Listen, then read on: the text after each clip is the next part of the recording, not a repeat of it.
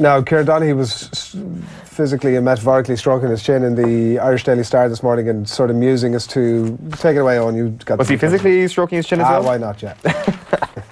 So the best of enemies, he says, ahead of the game in Tralee tomorrow night, Kerry against Dublin in the Allianz League. He brings up a very interesting point.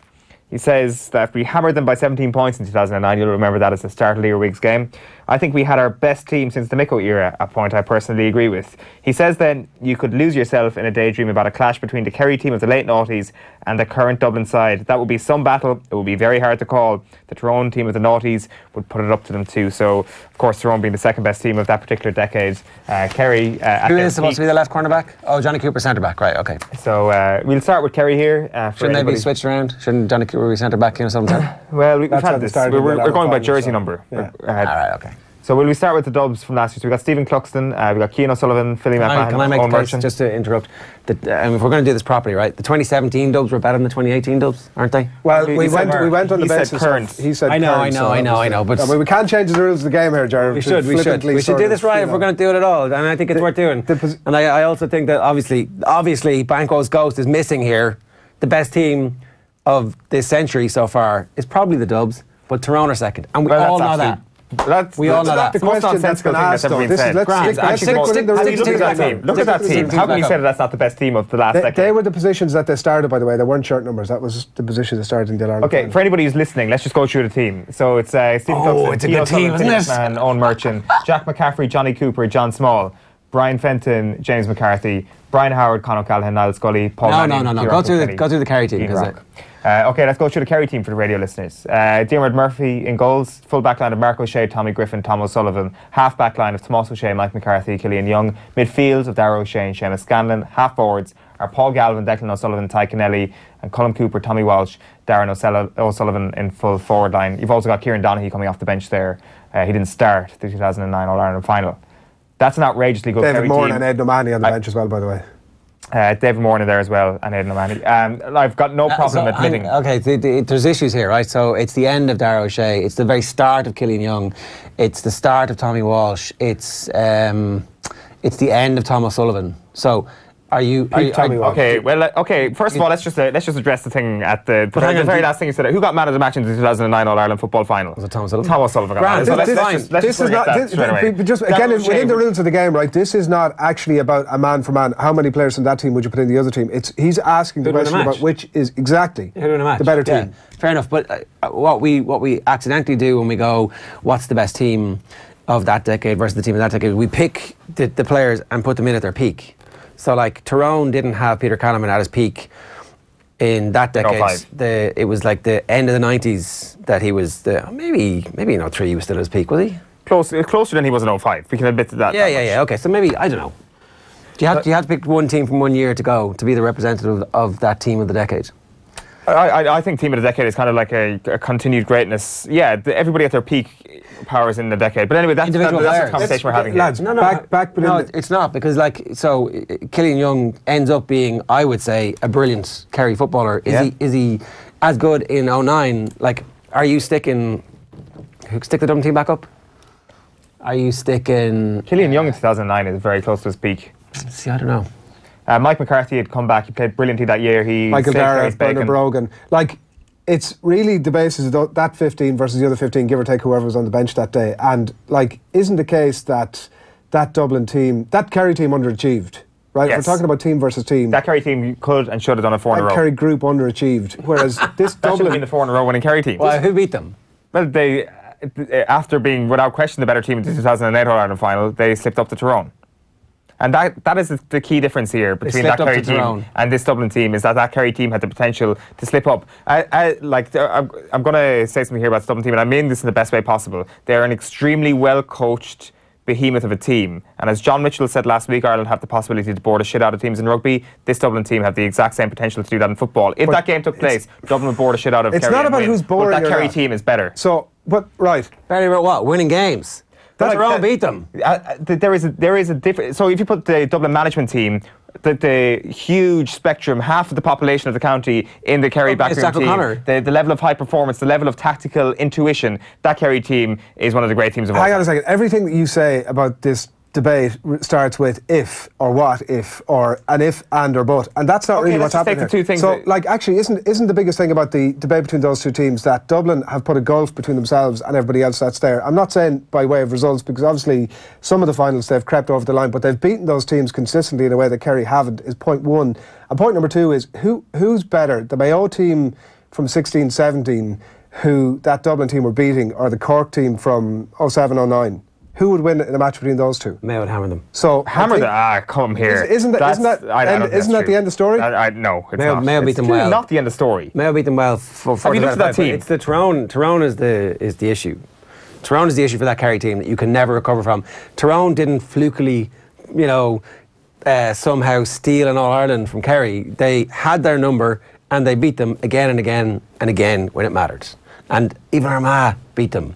Armagh, who had a lifetime of choking in Croke Park, and was it 1-8, 2 points down? They come along with their greatest ever team. And had missed a penalty. The best ever Armagh team. What the hell? Kerry how can you say that a Kerry team who vastly underachieved is better than the greatest football? That's how good they are. That is how good they are. That's not how good they are. Kerry were playing in the era of the greatest ever Armagh team and the greatest ever Tyrone team. Dublin are playing in the era of the greatest ever Dublin team, and no other team has their greatest ever team. And they were beating teams that are lesser than the teams that Dublin are beating now. Like Kerry were playing in the era of superpowers. I said it as a multitude of things. Tyrone and Armagh with their best ever teams. True. But for all we know, Mayo and Donegal and Tyrone and Kerry could be some of the greatest teams of all time, but it's not the best Kerry team. It's not the best Mayo team of all time. Who else did we say there? It's clearly not the best Tyrone team of all time. Donegal did beat the Dubs. Yeah, but what I'm saying is that Owen is saying that the level of opposition now isn't up to it, and I'm actually saying the very opposite of that. I do think Donegal should have won 3 in a row in 2012, 2013, 2014. Classic Kerry bias. It is classic Kerry bias. It is, totally. But should have won 3 in a row from 20. What the hell is he talking about? What are you talking about, Enda? Like, what? They should have won 2. They should have won 2. That's just a nonsense point. They should have beaten that Kerry team. It turns out they should have beaten that Kerry team. They were probably a better team, and it turns out that Kerry team. But I'm just the 2013 point. Let me finish the point. Nonsense. That Kerry team was actually better at winning games with fewer resources than the great team, who probably coasted a little bit. I do think that he's got a point about the quality of the opposition at the time. That Tyrone team raised the standard for everybody. That Tyrone Armagh team raised the standard collectively for both teams, and they are great teams. And actually, that Armagh team is completely undervalued because they didn't get a second All-Ireland and should be in the conversation for Team of the Decade. With those groups we've just been speaking about, we just literally mentioned the Mayo versus Cork, and Mayo are clearly a better team, would beat that Cork team, right? That's the greatest Mayo team of all time that have never won anything. Cork did win All-Ireland. But, so we can't, I mean, you Cork can't did win an All-Ireland. Mayo haven't. Yeah, but I mean, that's because they're encountering, it's actually also hammering home my point, it's because they're encountering the greatest team of all time that are going to win 10 in a row. Can I make the point that Donaghy is right to pick out this last year's All-Ireland final winning team? Because I don't think that's the best Dublin team. I think that if he'd picked any of the 3 previous teams, they would be better teams. 1, because Connolly is in it. 2, because some of those young lads are coming into a winning culture and they may not be as good as the players who they have replaced. We don't know yet. It's exactly the same with the Kilkenny team. So the Kilkenny 4 in a row team, the team that beats Waterford is potentially even better than the team that beats Tip to do the 4 in a row. And so if you're picking one of those teams and you can only have that team for one game, I don't think last year's All-Ireland final team is as good as the others, and I think Kerry could actually beat that Dublin team. Okay, let's just get the teams back up on screen one last time, and let's just go through this. So if we start with the goalkeeper, Diarmuid Murphy does not get into the Dublin team, obviously. Mark O'Shea does get in, that's 1. Tom O'Sullivan, does he get in? There's a debate around that. Tomas O'Shea gets in, that's 2. And then Mike McCarthy, is that a 3rd as well? So like straight away, if we even go on players alone, the back line for Dublin, it's a better back line. It's not, it isn't a player versus, I mean, I know this is where we're going. It's 1-all. At midfield it's 1-all. It's Darren, Brian Fenton in midfield if you're picking James McCarthy's in the defence then. And suddenly it's 4-2 or 5-2. No, James McCarthy is in every team, by the way, in the world. Okay, so let's go. Pick him corner back if you want, but he's getting in. Let's go with the half forward line here. Who are you dropping from Paul Galvin, Declan O'Sullivan, and Ty Connelly? Declan O'Sullivan. What? Okay, well, I might play Declan O'Sullivan forward. I think we just need to call this off. I might play if you're going to say that Declan O'Sullivan doesn't get into the dream, we just need to call this off. And that entire full forward line. This is not a... We put in Donaghy and there was never a player versus player debate on, and I know that it's suiting you to bring it down that road now that you've lost the other overall debate. I've not lost the overall. I think I've actually done pretty well for myself. Who was Footballer of the Year in 09? In 09 it was... Who was Footballer of the Year in 2009? It was Mark O'Shea. Mark O'Shea. Or was it Tomas O'Shea? Wasn't Galvin, was it? Galvin. It was Galvin. It was Paul Galvin 2009, sorry. Fonzie on YouTube says, these Kerry boys just can't take it. It's brilliant. What's he talking about? Okay, stop.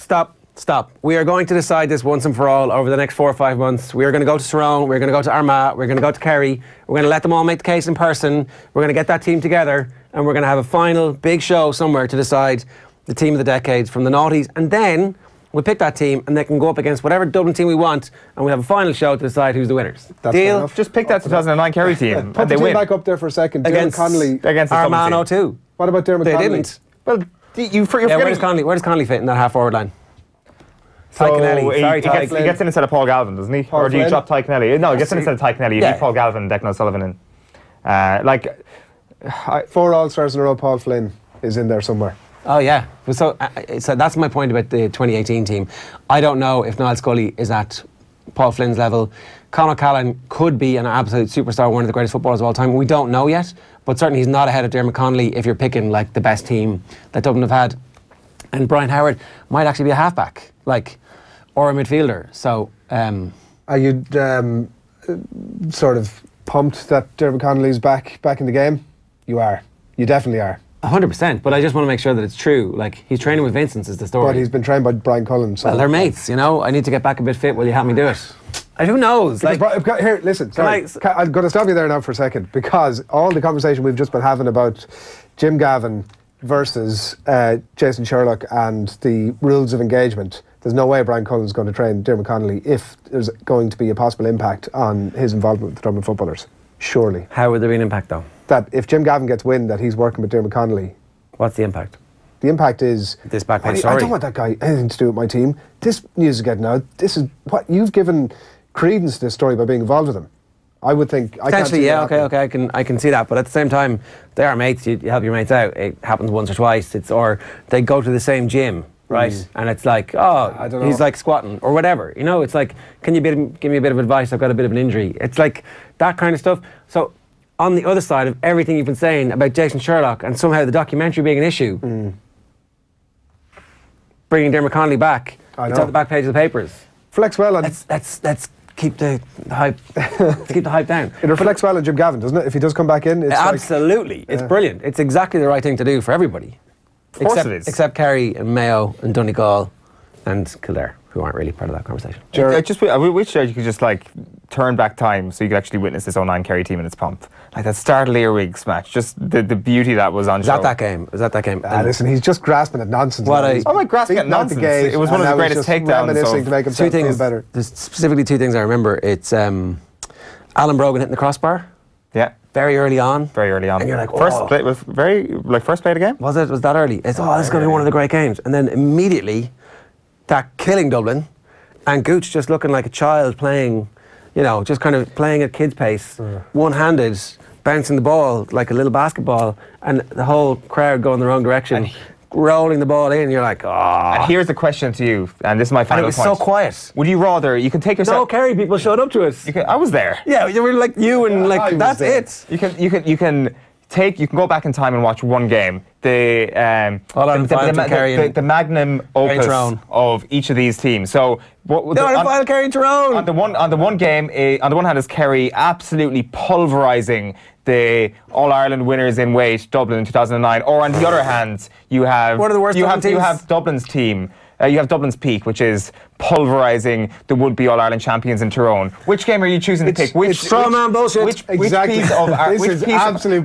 art are you going to look at? Well, the Dublin one isn't even a piece of art. This is not even an engine. It's a car. Whereas this beautiful painting is in the other corner. You're going to look at the painting. Ger, thanks for coming in for the best OTB AM consistently show of the week. Mondays, yeah, see you then. We're finished there for the minute. Owen, thanks a million. Enjoy the weekend. Thank you. Owen's gone out to put the hard questions to Jim Gavin, by the way, over the weekend, Ger, just in case you're not aware, and in case anybody else isn't aware that that's what's happening. I don't like your tone. See the evidence of that on, when is the game, Sunday afternoon? Saturday night. Saturday night, very good. So we'll see the evidence of that Sunday, cross off the ball channels, I'm sure. And he's got to get the matching scarf from the lads in Tralee on the other side of the cheek. We are finished here on OTB AM this morning. Thanks a million for joining us as always. Loads coming up and off the ball across today. Rugby and Friday night racing with David Jennings as well. Tomorrow, live from 1 o'clock, we'll have the build-up of coverage, of course, as well, of Scotland against Ireland. Kevin Kilban and Alan Quinlan are joining these 2 chaps live on Monday's OTB AM. But